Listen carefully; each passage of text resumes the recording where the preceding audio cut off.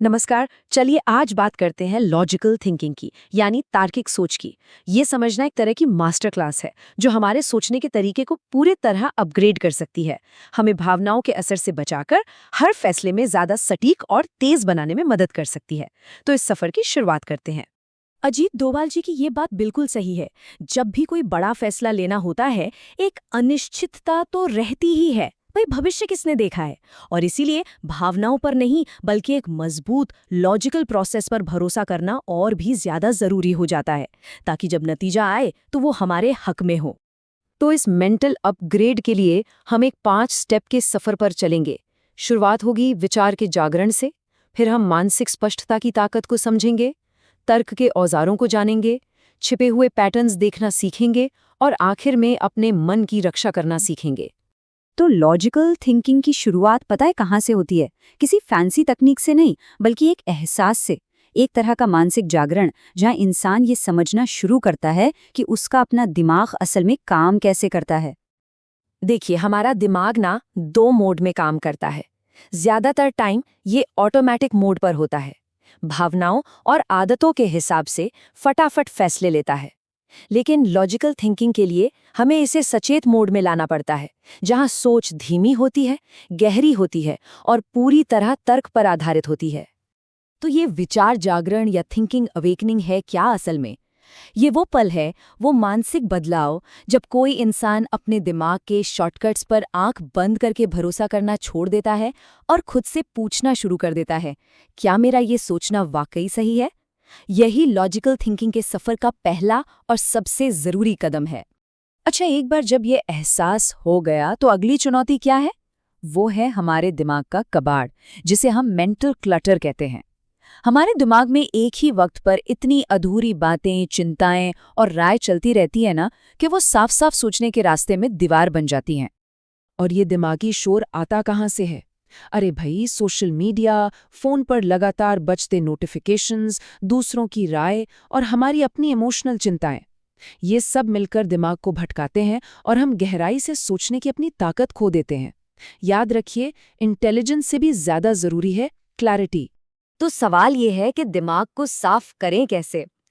इसके 3 बहुत सिंपल से स्टेप्स हैं। पहला, अपने विचारों को बस देखिए, जज मत करिए।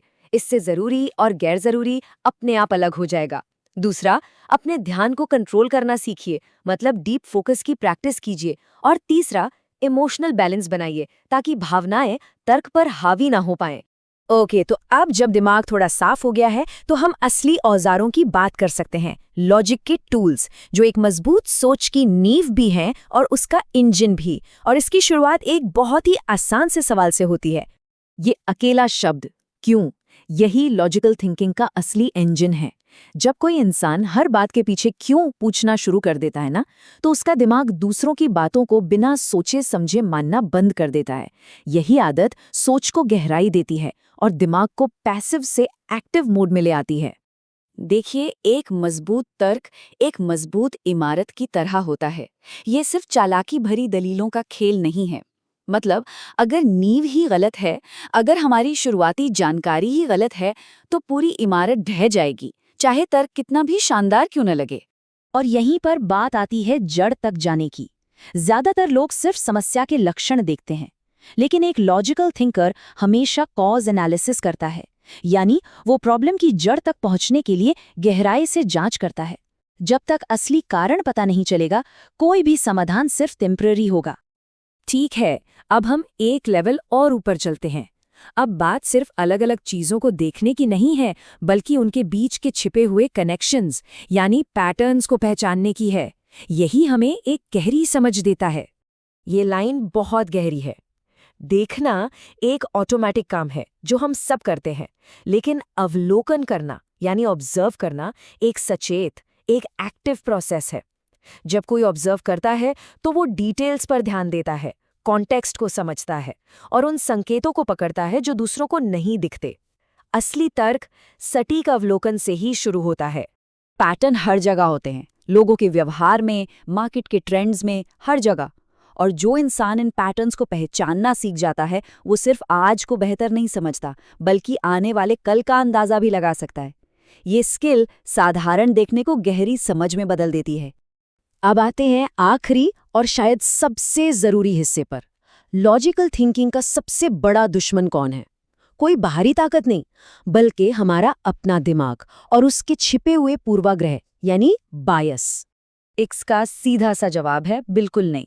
हम सबको लगता है कि हम चीज़ों को निष्पक्ष रूप से देखते हैं, लेकिन हमारा दिमाग ना तेज़ी से काम करने के लिए कई मेंटल शॉर्टकट अपनाता है, और कई बार यही शॉर्टकट हमारे फैसलों को बिगाड़ देते हैं, जिसे हम बायस कहते हैं।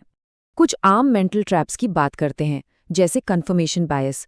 मान लीजिए किसी को लगता है कि कोई खास फ़ोन ब्रांड ही बेस्ट है, तो वो इंसान सिर्फ उसी ब्रांड की तारीफ वाले रिव्यूज़ पढ़ेगा और उसकी कमियों को अनदेखा कर देगा।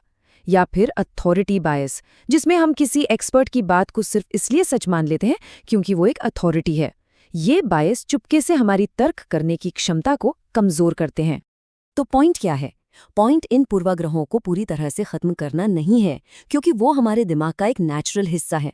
असली लक्ष्य है उनके बारे में जागरूक होना, अवेयर होना। जब हम अपने बायस को पहचानते हैं, तभी हम उनके असर को कम करने के लिए कदम उठा सकते हैं। और आखिर में ये पूरा विश्लेषण इस एक सवाल पर आकर खत्म होता है।